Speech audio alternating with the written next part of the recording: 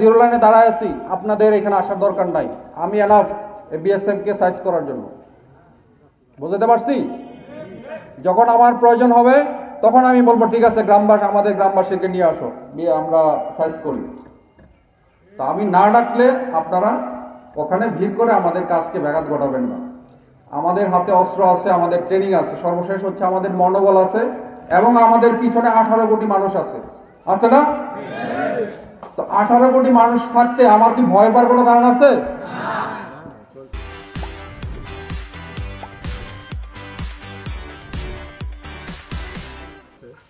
তো ইনশাল্লাহ বিজিবি হচ্ছে, আপনি দেখেন আমি কি লেখাইছি আজকে, বিজিবি হবে সীমান্তের নিরাপত্তা এবং আস্থার প্রতীক। ফার্স্ট হচ্ছে আমি যখন বিজিবি, আমার শূন্য লাইনে বিজিবি দাঁড়ায় থাকবে, আপনি নিশ্চিন্তে থাকেন যে বর্ডার সিকিউর, বর্ডারে নিরাপত্তা আছে।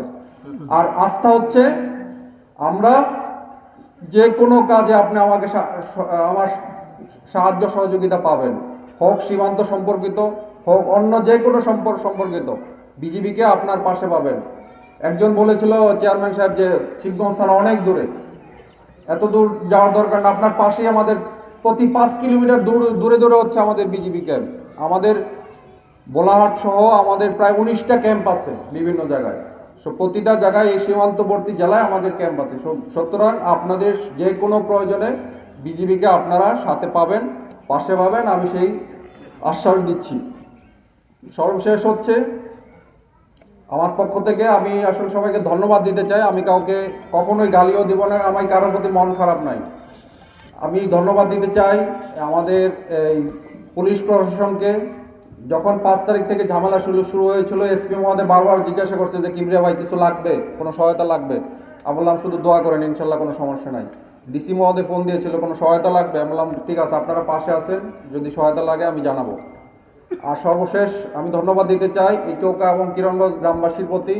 আপনারা বিজিবির সাথে ছিলেন, পাশে ছিলেন, এই জন্য আমার অন্তঃস্থল থেকে আমি সবাইকে ধন্যবাদ দিতে চাই। এই শুধু শিবগঞ্জবাসী না, এই পুরো বাংলাদেশের 18 কোটি মানুষ আমাদের বিজিবির সাথে ছিল। তো ইনশাল্লাহ এই সাপোর্ট যেন আপনাদের সবার থাকে। এবং সর্বশেষ রিকোয়েস্ট হচ্ছে, যেটা বললাম, আপনাদের এলাকায় আপনারা চিহ্নিত করেন কারা কারা এই কাজে, এই মাদক চোরাকারবারি করে, কারা বিভিন্ন ধরনের চোরাচালানের সাথে জড়িত, আমাকে খবর দেন।